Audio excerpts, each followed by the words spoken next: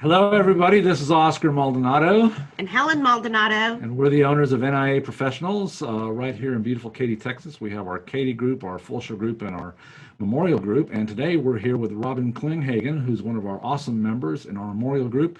Good morning, Robin. How are you today? Doing well. Good morning to both of you. Awesome. Thank Good you. morning. Thanks for being here with us. And why don't you introduce yourself to everybody and tell everybody about your company and what you do? Okay. Well, I'm Robin Klinghagen, as I said, and I am the owner of RRK Consulting, which is a multi-state tax consulting firm. So deal primarily with state and local tax issues in all 50 states, dealing with income franchise tax, sales and use tax, withholding, property. So pretty much anything that has a jurisdictional type tax on it, I've probably dealt with. Very Awesome. cool. Very cool. Very high level. Yeah. Yes, very high level. Most definitely. Most definitely. Well, our franchise owner has asked us to reach out to our members and ask a few questions that you could share with our audience. So, first of all, how has your company responded to the coronavirus? Um, Up to this point, there really hasn't been a whole lot of change, other than the fact of going from in an office, because I typically spend a lot of time at my client sites. And so that obviously changed kind of mid-March, where everybody started kind of working from home. And so Yeah. I've gotten very used to using Microsoft meetings, Zoom meetings, and things like that to make sure that we're still in touch with clients. And then just kind of, I mean, even some of the small things in working with them, how they're getting their mail and getting the notices and stuff like that out. So other than just kind of going from an in-face to Zoom meetings, that's probably been the primary change. Awesome. Awesome. And as an expert in your field, and I know you are, and it's very detailed what you do, are there any tips that you could share with our audience?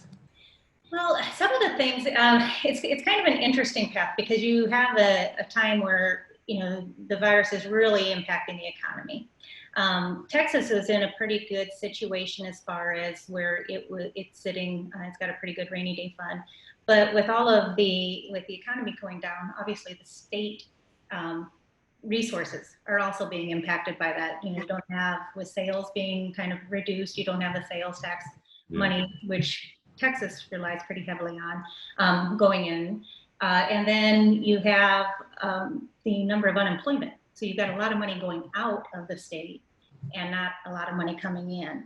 And so there's going to come, the states have, a number of the states have kind of deferred when some of their taxes are going to be due. Most have not moved their sales tax dates because that's you're more acting as a third party. But you're going to see when the economy starts building up is not only are businesses needing to kind of replenish their their ability to move forward, states are going to need to start replenishing their general funds, and they're going to do that by looking for taxes. So you might start seeing more audits. Wayfair came about last year, uh, actually we're in June of 18, and you may start seeing more states trying to bring in money from that. So well, I think that they'll be sensitive to the fact that small businesses and that are trying to get up and running, they are also needing to replenish their general fund. So I'd recommend that keep an eye on where you're at with your tax liabilities. Okay. Wow. Good That's a information. good point. Yeah. Didn't even think about that actually. And most people probably aren't thinking about that. Yeah. So thank you for sharing for sure. Uh, what opportunities, if any, have you identified that may alter the way in which you do business at post pandemic? I'm not sure that I've necessarily identified different ways of doing business. I mean, certainly the technology is an extended and another way to do it, so that you don't simply not being able to meet in person shouldn't be a reason to not still meet, which I know Mhm. sometimes happens quite a bit. Canceled meetings because of rain and that. Well, if we can do it now, we can do it then. Right.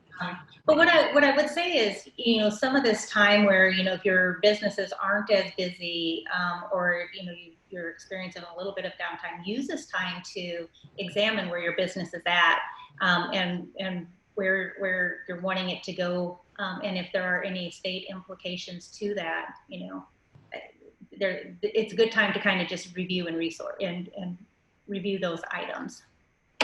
That's awesome. That's awesome. Well, thank you so much. It's been very, very enlightening.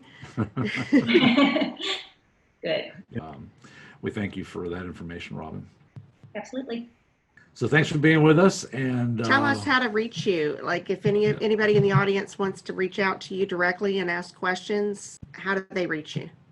You can reach me via my email, which is rklinghagen@rrksalt.com, or my phone number is 713-702-2167.